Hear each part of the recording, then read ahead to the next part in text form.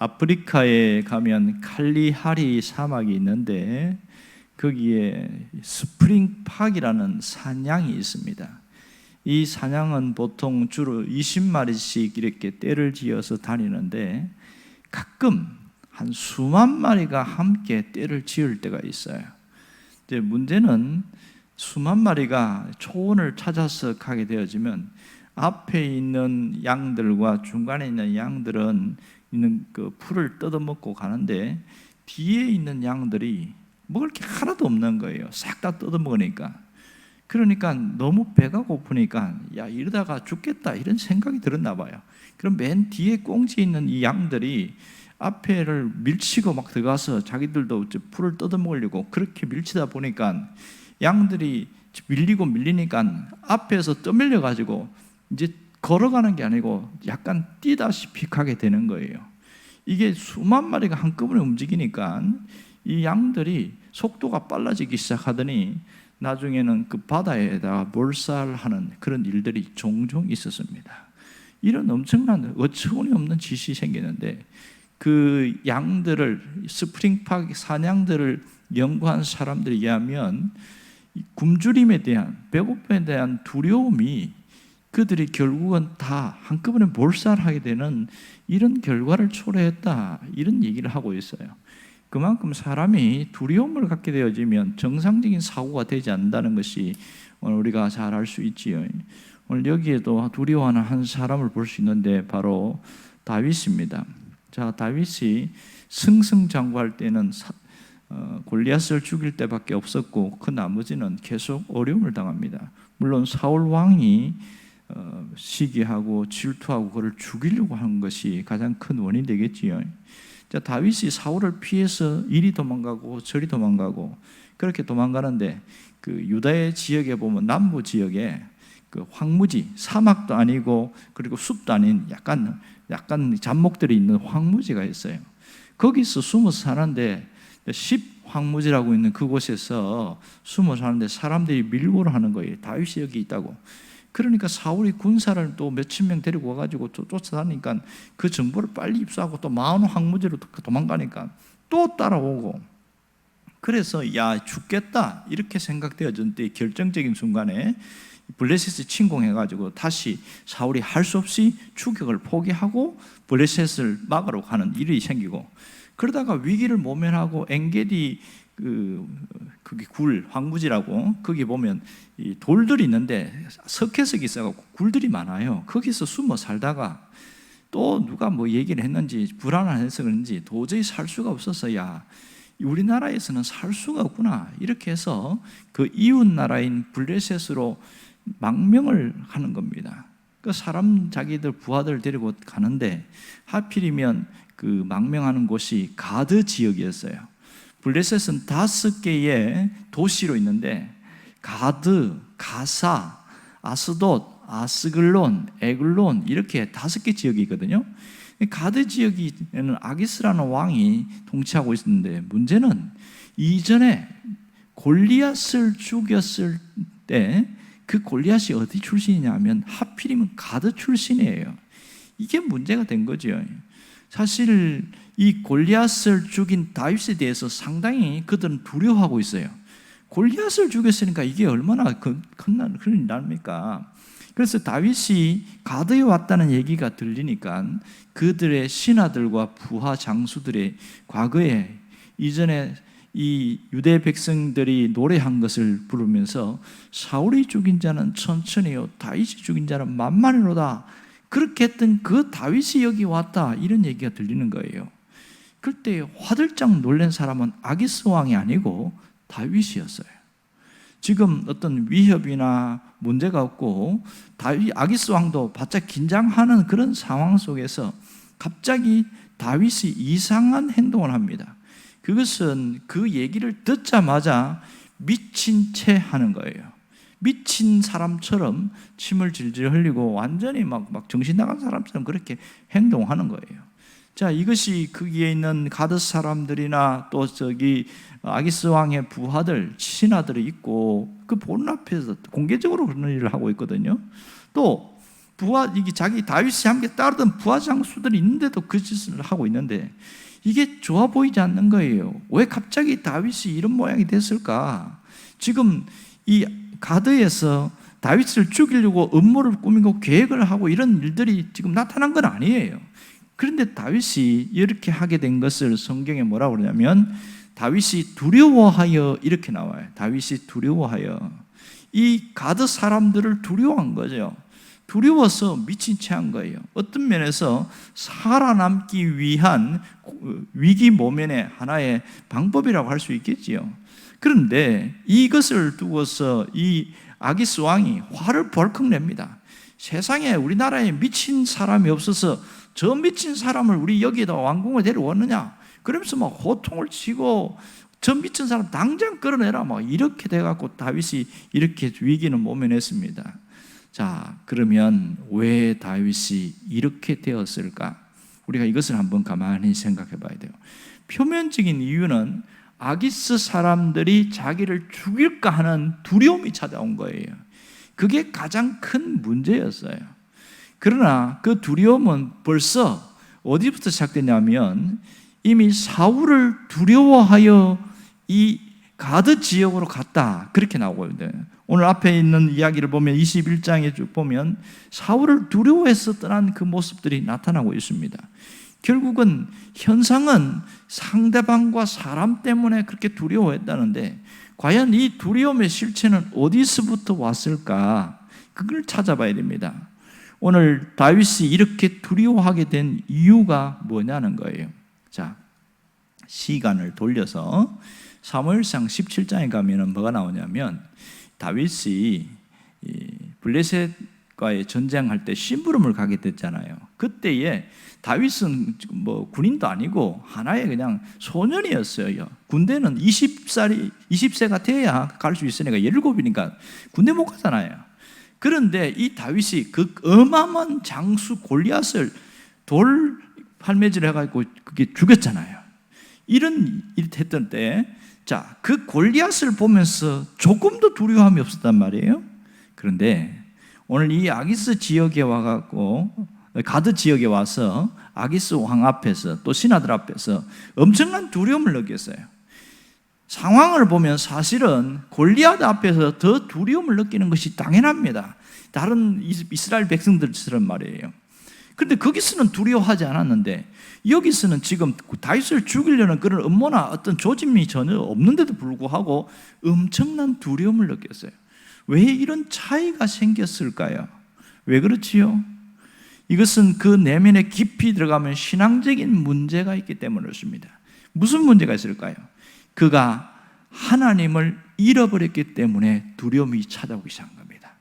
하나님이 그와 함께하고 하나님과 함께한다는 의식이 있을 때는 두려움이라는 게 없었어요. 그런데 자신의 마음속에서 하나님을 잃어버리고 나니까 순간 두려움이 확 밀려와서 정신을 차릴 수가 없는 거예요. 그래서 내가 여기서 죽겠구나 하는 그런 엄청난 압박감을 느끼고 그래서 미친 채 이렇게 했다.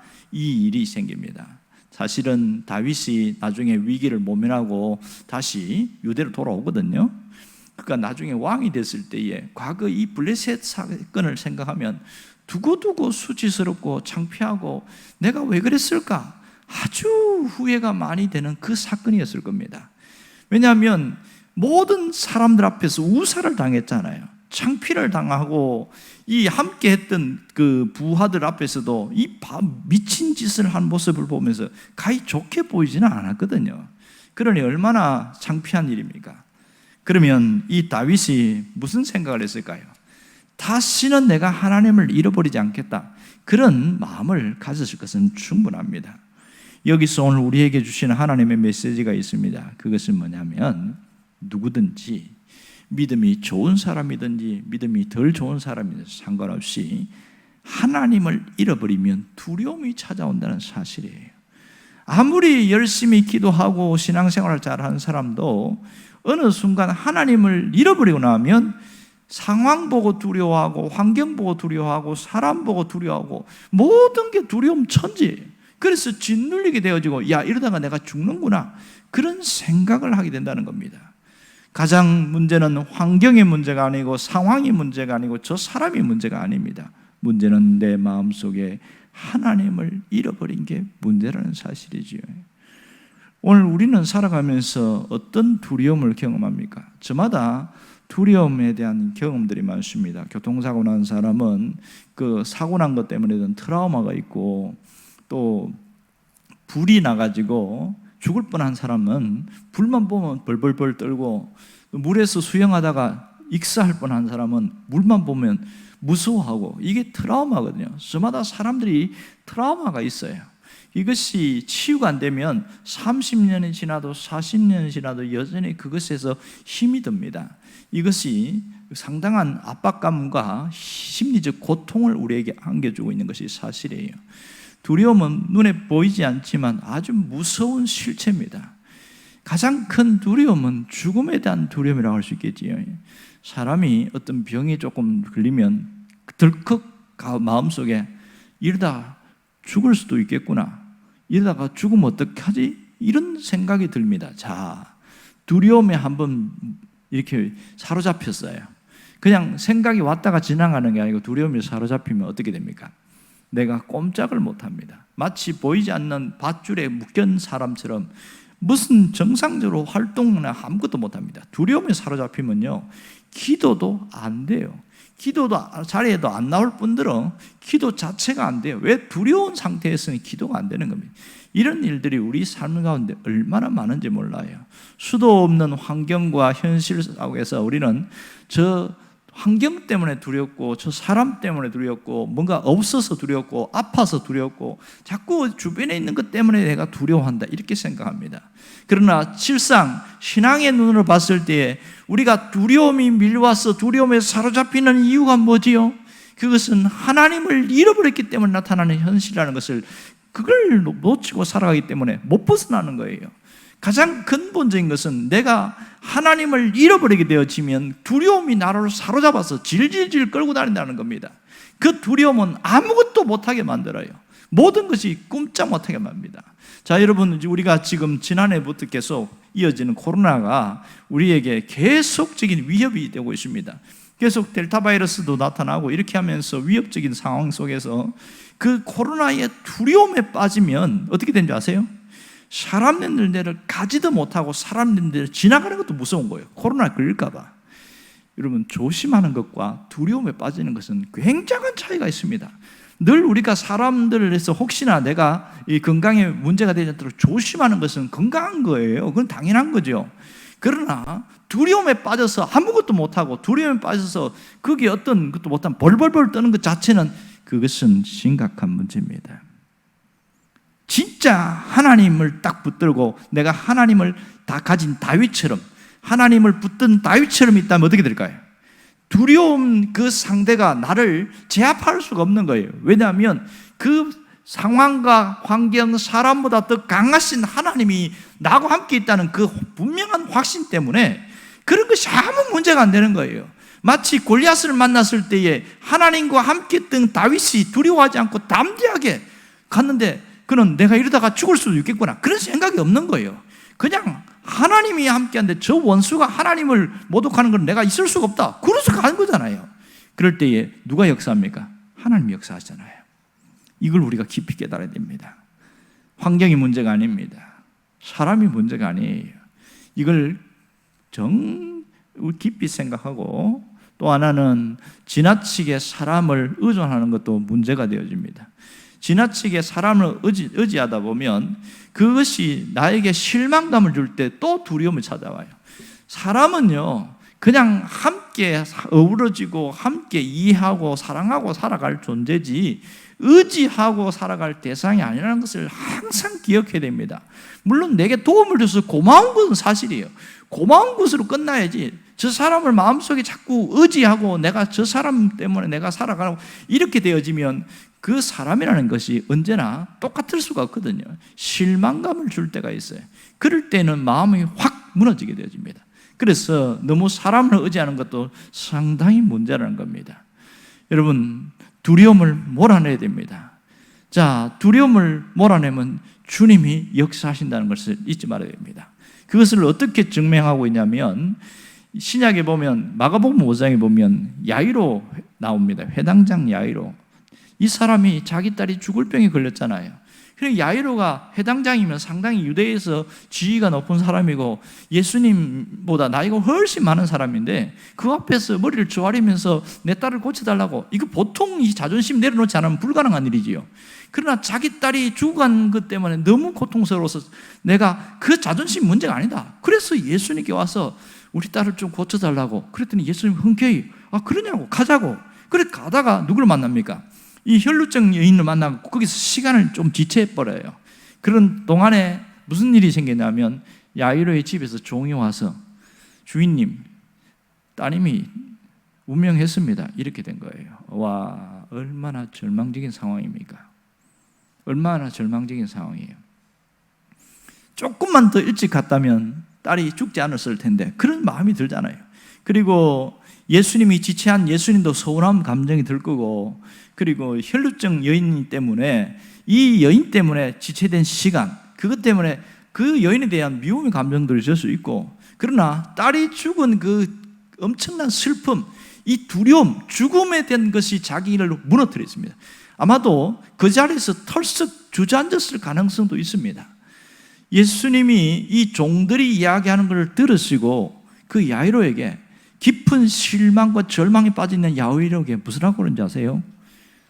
두려워하지 말고 믿기만 해라, 이렇게 이야기합니다. 기가 막히죠. 아니, 딸이 죽었어요. 끝났잖아요. 뭘 믿으라는 거예요? 예수님이 누구신지를 믿고 그렇게 두려움을 몰아내라는 거예요. 근데 야이로가 잘한 게 뭡니까? 거기서 자기의 두려움을 밀어내고 예수님과 함께 집으로 가게 됩니다. 예수님과 함께 집으로 가는데 거기서 다른 사람 다 멀리하고 이 야이로와 예수님과 또 베드로, 요한, 야고보를 데리고 딸이 죽어있는 시체를 안치한 그곳에 들어가잖아요. 그럴 때 예수님이 이 죽어있는 딸을 향하여 잔다 그랬어요. 기가 막히죠. 사람들이 비웃는 거예요. 죽은 것도 모르고 사람이 죽었는지 잤는지 그것도 모르는 사람이 이게 제정신이냐고 이렇게 비웃었죠. 그럴 때 예수님이 달리다 컴 한마디 했어요. 소녀야 일어나라. 그랬더니 눈을 번쩍 뜨더니 일어나는 거예요. 이 엄청난 역사는 어디에서부터 시작됐습니까? 야이로가 두려움을 몰아내는 데서부터 시작됐습니다. 만일 야이로가 거기에서 반대적인 상황을 생각해 봅시다. 예수님이 두려워하지 말고 믿기만 해라 이랬을 때, 아이고 예수님 이미 끝났어요. 우리 딸 죽었고 이제는 이제 희망도 없고 끝났습니다. 가봐야 소용없습니다 하고 거기서 주저앉아 버렸으면 어떻게 됐을까? 그 딸도 그냥 살아나지 못하는 거죠. 아무런 일이 일어나지 않고 더 절망스럽고, 딸이 죽었으니까 차라리 나도 죽어버려야 되겠다 하고 그렇게 극단적인 선택도 할 수 있는 그런 상황으로 가는 겁니다. 모든 것은 환경의 문제보다는 사실 환경보다 우리 마음속에 하나님을 잃어버린 것이 훨씬 더 큰 문제가 될 때가 많습니다. 하나님을 잃어버리지 말아야 됩니다. 오늘도 두려움이 밀려오고 그런 여러 현상들 때문에 두려울 수밖에 없는 상경 속에서 동일하게 주님은 우리에게 같은 말씀하십니다. 야이로에게 했던 말씀처럼 두려워하지 말고 믿기만 해라. 그것이 우리가 일어날 수 있는 비결입니다. 야이로의 모습을 우리에게 보여준 이유는 우리의 삶에도 두려움을 몰아내고 믿으면 주님이 역사하신다는 것을 보여주는 것이지요. 분명한 것은 내 안에 두려움을 몰아낼 때에 주님이 역사하지, 두려움이 가득 찬 상태에서는 주님이 역사가 더디다는 것을, 그것은 하나님의 능력이 없어서가 아니라 내가 하나님의 능력을 제한하기 때문에 문제라는 겁니다. 그러므로 모든 두려움을 다 밀어낼 수 있기를 바랍니다. 어떠한 두려움도 나로 사로잡지 않도록 내가 두려움과 싸워서 밀어낼 때에, 그때에 하나님의 역사가 있습니다. 자, 그러면 두려움을 밀어내야 돼요. 이렇게 두려운 마음이 드는 것은 잘못이 아니에요. 거기에 사로잡히는 게 잘못인 거죠. 그러나 두려움을 예수 이름으로 확 밀어내면 이는 밀려가요. 마치 이 시커먼 연기가 있다가 환풍기로 확 쏘면 연기가 싹 빠져나가는 것처럼 깨끗해지는 거예요. 그 다음에 하나님을 내가 신뢰합니다. 하나님을 의지합니다. 하나님을 붙들고 가겠습니다. 신앙 고백이 있어야 돼요. 신앙 고백. 그럴 때에 내 마음에 모든 어둠이 사라지고 내 안에 하나님이 함께 하심을 내가 느끼게 되어져요. 하나님이 나와 함께 하심이 확신 지수가 강하면 강할수록 담대해진다는 사실을 알아야 됩니다. 주님이 뭐라고 이야기합니까? 너희가 세상에서 담대해라. 왜냐하면 내가 세상을 이겼노라. 이렇게 말합니다. 세상을 이기신 그 주님, 세상을 이겼다는 것은 죽음마저도 이겼었다는 것을 말하고 있거든요. 그렇잖아요. 주님이 죽으신 다음에 부활하셨거든요. 이런 사람이 누가 있습니까? 스스로 죽고 자식이 부활한 사람은 없단 말이에요. 잠깐 눈을 떴다가 또 죽어버리고 말았지. 영원히 다시 부활해서 하늘 보좌 우편에 있는 사람은 아무도 없거든요. 이분이 우리에게 뭐라냐면 두려워하지 말라는 거예요. 내가 세상을 이겼노라. 강하고 담대하라고 말씀하고 있습니다. 주님 붙들면 우리가 어떠한 것도 이겨낼 수가 있습니다. 오늘 어떤 것들이 질병의 문제든 건강의 문제든 아니면 경제적인 문제든 이것이 나를 두렵게 할 때 거기에 매몰되지 말고 확 밀어내고 강하고 담대한 자로 일어설 수 있기를 주의 이름으로 축원합니다. 기도하겠습니다.